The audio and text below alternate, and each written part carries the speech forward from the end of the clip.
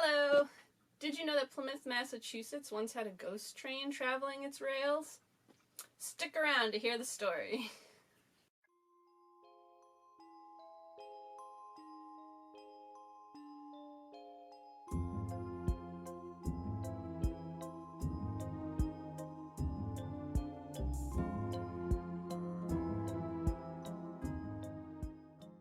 Hey! For this episode, we're going to do something a little different. I wrote my own version of this as like a campfire ghost story. And after I read you the story, I'll tell you where it differs from the facts, but it's pretty much based on the facts that I gathered from different newspaper articles from 1855. This story is called The Dead Man's Train. Though the Old Colony Railroad was still new to Plymouth, Massachusetts, only having opened its line to Boston on November 10, 1845, the people of Plymouth had become accustomed to the rhythm of the rails by the summer of 1855. During that hot and humid summer, when sleepers left their windows open for the slightest gust of air, the talk of the town was the mysterious whistle of an approaching train heard between the hours of 3 and 4 a.m. In those days, in those sleeping hours of the night, the tracks stretched out silently across the countryside, and no trains were known to disturb their rest at that hour. The Samoset House, built by the Old Colony Railroad for travelers, was described as one of the finest hotels in the country. It was said to be delightfully situated, commanding a fair view of the ocean, a little removed from the stir of the village, with green hills and woods in which you may bury yourself on a summer's day, rising around it. The view of the bay, from the long piazzas on the northeastern front, is fine, and in hot weather the cool sea breeze that plays there during the afternoon is delightful. The piazza was a place guests congregated to sit and smoke, nap, and weave after-dinner fancies and read the newspaper. Late one summer evening, 4 gentlemen staying at the hotel sat at their various amusements. Their discussion soon turned to the sounds of the mysterious night train, a train that was on no railroad schedules. The men determined to solve the mystery and agreed to secretly investigate the train that very morning. Around 2 a.m. they awoke, silently, one by one, as to not to alarm or awaken any of the other guests. They left their rooms. They met on the piazza once again. From there, they set off together to follow the tracks by moonlight. They walked until they found themselves about a mile outside of town. Here they waited on the tracks, speaking in low whispers, hearing only the hoot of an owl. They wondered what the rogue locomotive could possibly be up to. Would the train show? Was this just a foolish adventure that would yield no answers? Should they have stayed peacefully in their beds? They did not stand there speculating for long. A rustle of feathers and the owl took off with a long, low call. Then, distinctly, they heard, far to the north, the sound of a railway whistle. And presently, the distant clatter of wheels was heard, louder, nearer it came. The click of the rail, the rush of the steam, was as plain in their ears as if the lantern glowed before them. The shriek of a demon whistle close at hand made them leap from the tracks. As the train thundered down the grade, the hot breath of the panting steed was in their very faces as it passed. As the unearthly scream ceased, they heard the brakemen screwing up their brakes, a tinkle of a bell, and the sound of the meeting of cars as if the invisible spectral monster of the road had reached its journey's end.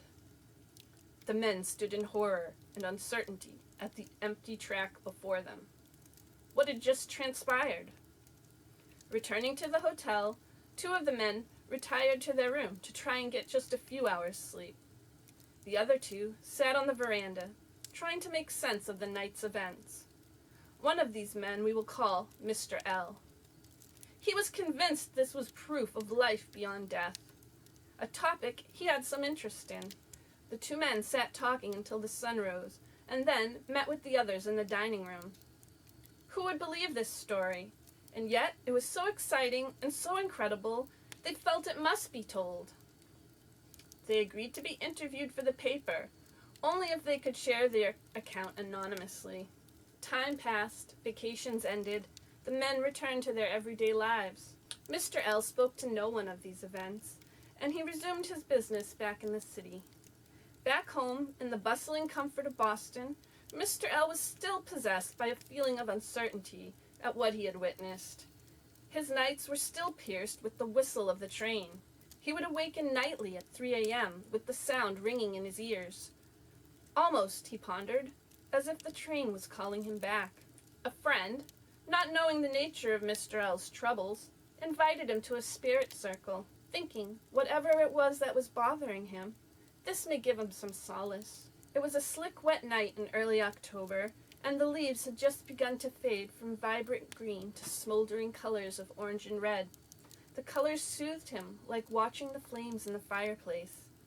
He felt relaxed, because those hot, idle summer nights were well behind him now. He would think of it all as a dream, unless, tonight, he received the proof he needed. Proof his senses had not deceived him and the others. None in the circle knew him, save his friend, who had no inkling of the events of that late summer evening, when the engineer of the special train held converse with an astonished company. The circle met in a darkened parlor of the medium's home, and commenced their seance at the stroke of midnight. The group seated themselves at a round table and joined hands with the medium. The spirits they found to be very vocal that night, and the sitting ran on with no signs of stopping, until suddenly, when the clock struck 2. Mr. L had been waiting on edge, his eyes darting at times to the grandfather clock in the corner. Would his proof come? Could he let this go if it did not? Suddenly, the communicating spirit announced he must go. Mr. L felt his hopes drop. His eyes drooped to his hand clenched in his friend's. Someone asked, where and for what? The reply was prompt. To run the train. Mr. L felt beads of perspiration trickle down his forehead. The sitters looked from one to another. What train? Many exclaimed at once. The reply came quickly once again. The old colony train. Mr. L quietly sat with his eyes now wide, allowing the others to question the spirit. Do you mean for us to understand that at this hour of the night, a train of cars passes over the railway? A long pause followed. Only the ticking of the clock in the corner was to be heard. Slowly and deliberately, as if making no common revelation, the arm of the medium moved at last, and with a pencil wrote these words. In life, I was an engineer upon the road. As stated, a train, unseen to mortal eyes, takes spirits of the pious dead to the pilgrim's home they consecrated by their lives. Mr. L, who is with you, will say whether he has not heard or knows aught of the train. It is not for mortals to know more. Mr. L returned to his home and spent the night writing a letter to a friend in Plymouth. He described in detail the moments of the seance now seared into his mind. He slept not, and posted the letter as soon as the streets outside his study window filled with life. He spent the day wandering the city streets in the drizzling rain, thinking, trying to understand. He did not eat, and returned home late that evening with a cough he was known to have on occasion. Finally, he fell exhausted into his bed, still in his damp clothes. He awakened yet again at 3 a.m. to the sound of the whistle. All was total darkness and cold, and then the sound of the whistle echoed loudly in his ears once more. He rubbed his eyes.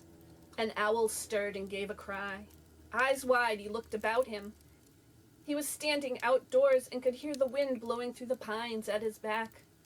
At his feet were railroad tracks, lit by a strange green light emanating from the approaching train that now his eyes could see. Okay, that was my fictionalization of the ghost train of Plymouth. This was a story that ran originally in the Old Colony Memorial, a newspaper of Plymouth, back in 1855. And there was an original story and then an updated story. In the original story, it just tells of the men that went to go and look for the train, and what they saw, which I quoted directly from in the story. Their description of what they saw was exactly as it is in the newspaper article. And then there was an updated version of the story.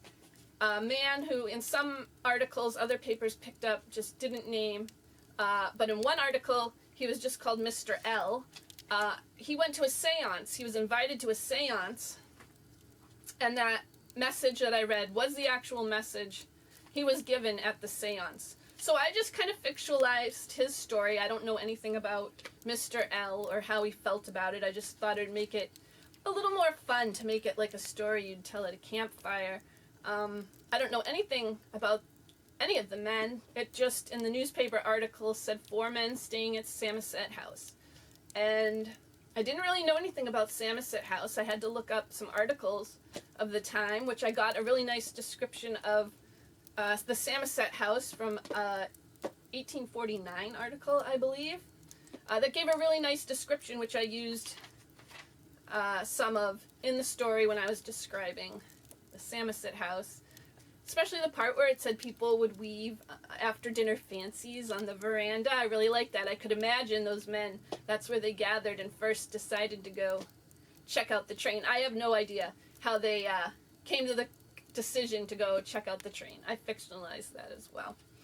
And I don't know whatever became of Mr. L. I hope he didn't get on the Phantom train. So that's a really great ghost story from our past that you don't really hear. I've never heard that story before. I only just happened across it in these old newspapers, and I hope you liked it. I'll see you next time for more strange and unusual stories from Plymouth.